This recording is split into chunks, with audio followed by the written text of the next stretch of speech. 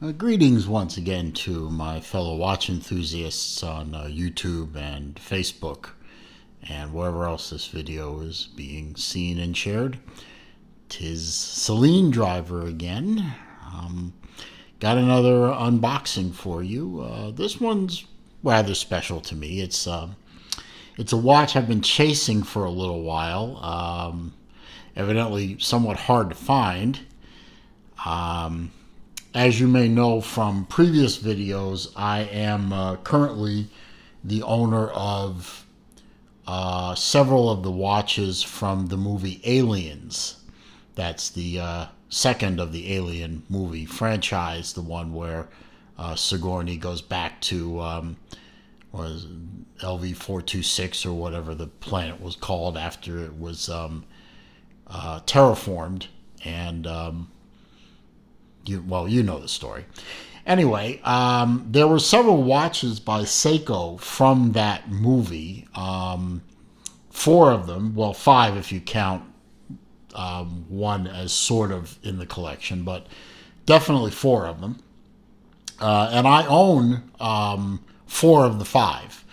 And I found out about the 5th one rather late and was chasing it for quite a while, and I actually procured one recently. It took a bit of time to come over from the UK, but here she is.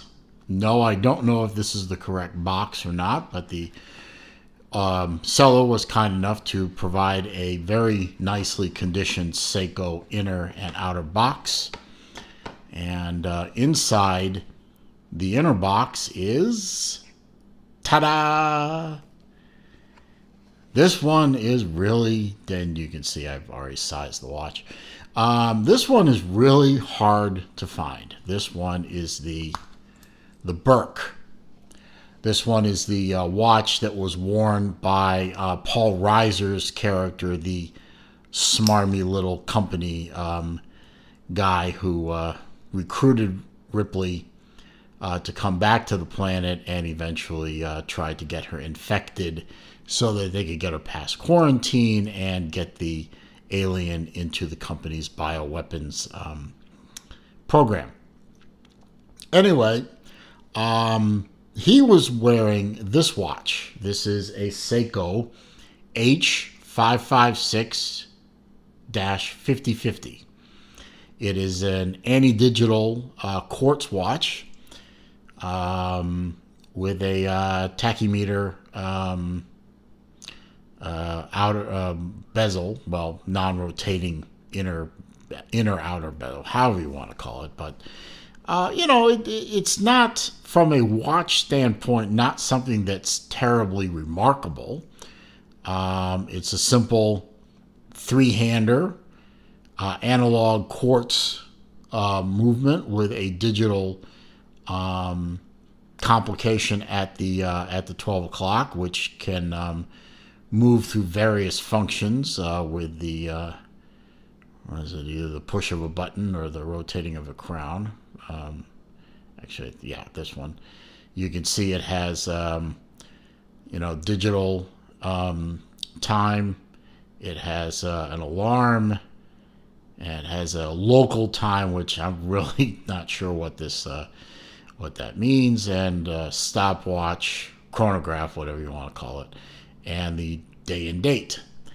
The reason I'm not sure about some of the features of this thing is finding information about this watch is incredibly difficult. It took quite a while just to find out things like movement type and measurements and water resistance and all that.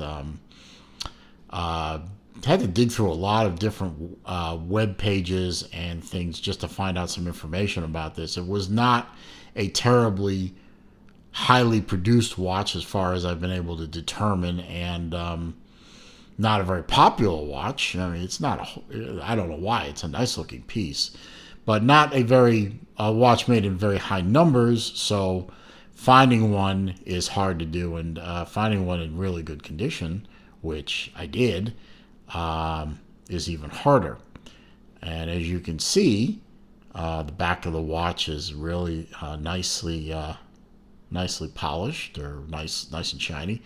The deployment on the bracelet. Doesn't have any desktop diver gouges, not any deep ones. Anyway, there's a few right there, but the watch dates from the early 80s, so this is 2019, so this watch is fairly old, and it's still running, still keeping excellent time.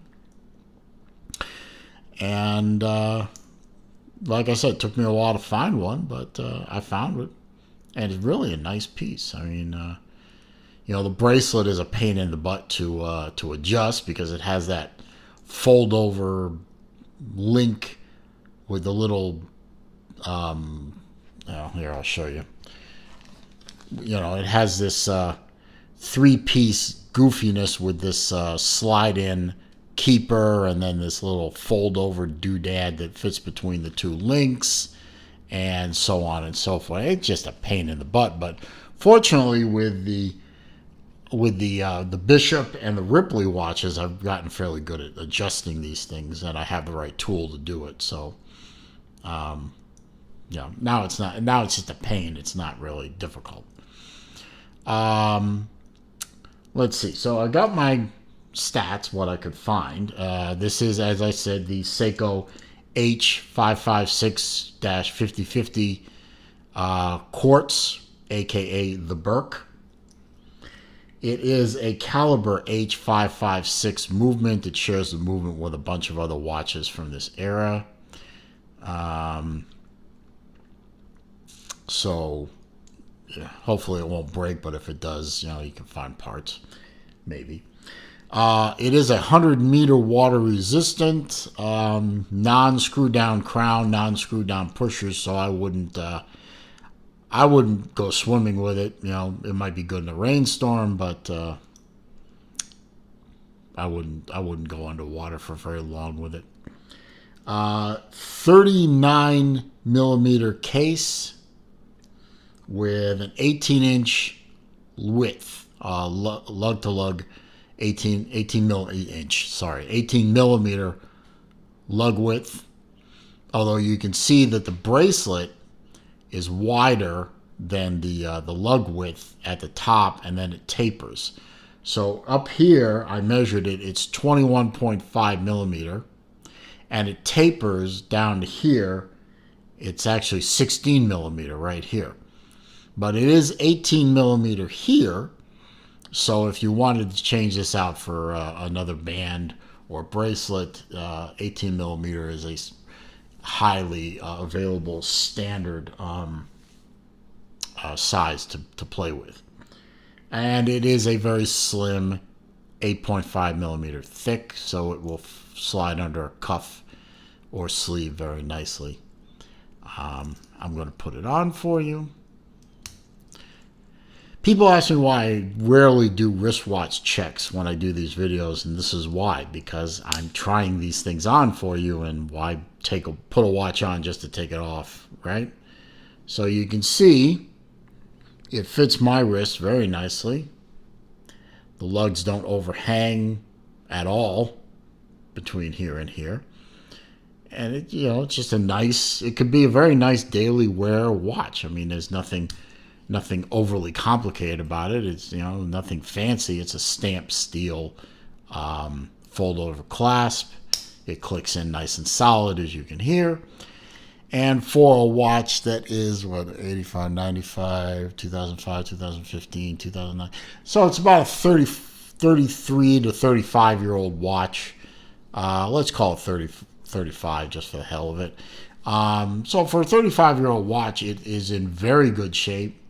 I think it's a Hardlex crystal or maybe a mineral. I literally could not find that information in my research. Somebody else, if you know, put in the comments what kind of crystal this is, but it appears to be a Hardlex. It has a couple of small scratches on it. If the light hits it just right, you can see some right there, but doesn't bother me. I suppose I could always find a new crystal for it at some point. But no damage to the case. The case still has a very nice polish to it on the sides. The matte finish along the rim here is still in great shape, as you can see. it just presents as a very nice watch. And the only reason I got to be honest, I mean, if I saw this watch on display, I'd say, nice watch, move on. But, the fact that it is, to me, a collectible watch, and to others, makes the watch, for me, desirable to have, so I picked it up. So now I have a Burke to go along with my pulse meter Space Marine watch, and I did find the Velcro strap that the Space Marines used. And this watch is working very nicely.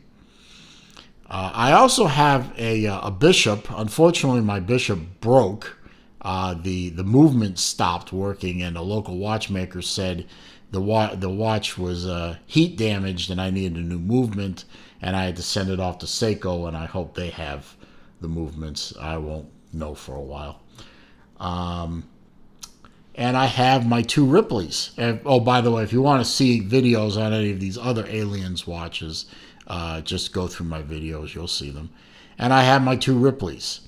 Now, obviously, the black one was not worn in the movie, but it was issued at the same time as the gray one. So they call it the Black Ripley. I have one. I know it's technically not part of the Aliens collection, but I have one anyway. And, of course, I have my actual Ripley reissue, and it is in beautiful shape. I do wear it occasionally. I do wear all of these occasionally, but I'm very careful, and it's still in good shape. So now, once I get my Bishop back, I will have all the Alien watches, and I'm proud of myself for that. So I'm happy about that. So that's all I really have for this video. I like this watch. I will wear it. I think it looks pretty good. Very nice, somewhat elegant. Makes a good casual daily wear watch. I won't wear it every day, of course, because I want to preserve it. But there you go. So that's all I have. If you like the video, I appreciate a thumbs up. Thumbs up. Yeah, there you go. Use the left hand. Comments, questions, suggestions down below there. All I ask is that you keep it clean and keep the insults to yourself. I got no time for that. If you're not a subscriber, please consider clicking the subscribe button, and don't forget to click the bell icon so that when I post new content, you'll be alerted. I'm getting nearer and nearer to 500 subscribers for my little, non-advertised, nothing, just for the fun of it watch channel, and I'm very proud of that. So I appreciate all my subscribers, and I thank you. Have a good rest of the day. I'll see you in the next video.